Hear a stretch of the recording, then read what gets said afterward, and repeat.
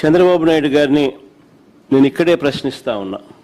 16,000 పోస్టులకే ఇన్ని స్కాములు కనపడతా ఉన్నాయి, ఇన్ని అవకతవకలు కనపడతా ఉన్నాయి, ఇన్ని లీకులు కనపడతా ఉన్నాయి. ఇది చంద్రబాబు నాయుడు గారి చరిత్ర చెప్తా ఉన్న నిజం.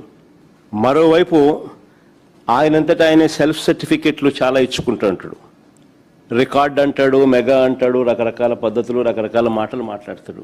నేను చెప్తా ఉన్నా చంద్రబాబు నాయుడు గారికి, అయ్యా చంద్రబాబు నాయుడు గారు, రికార్డ్ అంటే ఏమిటో నేను ఒకసారి చెప్తా, తెలుసుకో చంద్రబాబు అని చెప్పి నేను చంద్రబాబు చెప్తా ఉన్నా. వైఎస్ఆర్సీపీ ప్రభుత్వంలో రాష్ట్ర చరిత్రలో కానీ దేశ చరిత్రలో కానీ కని విని ఎరుగని రీతిలో ఒకే నోటిఫికేషన్ ఒకే టైంలో 130,000 ఉద్యోగాలు భర్తీ చేసిన చరిత్ర ఈ రాష్ట్రంలో కానీ ఈ దేశంలో కానీ ఎక్కడైనా జరిగింది అని అంటే అది ఒక్క వైఎస్ఆర్సీపీ ప్రభుత్వంలో మాత్రమే జరిగిందని గర్వంగా చెప్పగలుగుతాను. రికార్డ్ అంటే ఇది అని కూడా చెప్పగలుగుతాను. గ్రామ స్వరాజ్య సాధన, సుపరిపాలన, ఈ 2 లక్ష్య సాధనగా ఉద్యోగాల చరిత్రలో ఓ సువర్ణ అధ్యాయం రాశాం. మేము ఎవరు బద్దలు కొట్టలేని ఓ రికార్డును ఎస్టాబ్లిష్ చేశాం. మే 30వ తారీఖున, మే 30, 2019 నేను ముఖ్యమంత్రిగా ప్రమాణ స్వీకారం చేస్తే, I repeat the date again, May 30, 2019 నేను ముఖ్యమంత్రిగా ప్రమాణ స్వీకారం చేస్తే ఆ నెక్స్ట్ 50 రోజుల్లోనే, ఆ నెక్స్ట్ 50 డేస్లోనే, అంటే జూలై 19న జీవో ఇచ్చాం. జూలై 25 నుంచి 27 మధ్య నోటిఫికేషన్ ఇచ్చాం. జూలై 27 నుంచి ఆగస్టు 10 వరకు అప్లికేషన్లు తీసుకున్నాం. సెప్టెంబర్ 1 నుంచి సెప్టెంబర్ 8 వరకు పరీక్షలు నిర్వహించాం. 2,800 సెంటర్లలో 19 లక్షల మంది పరీక్షలు రాశారు. ఎక్కడా కూడా ఒక్క తప్పు జరగలేదు.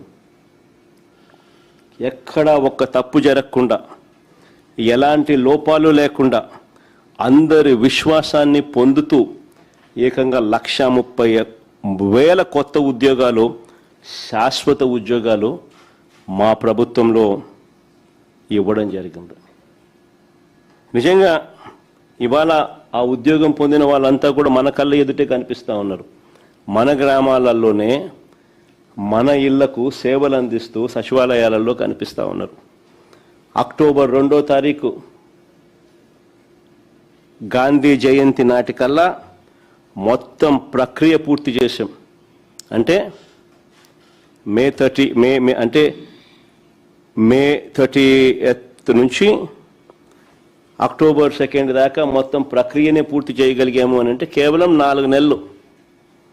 4 నెలల్లోనే అత్యంత పారదర్శకంగా, ఒక్క తప్పు కూడా దొరలకుండా, ఎలాంటి లోపాలు లేకుండా ఓ చరిత్ర సృష్టించడం.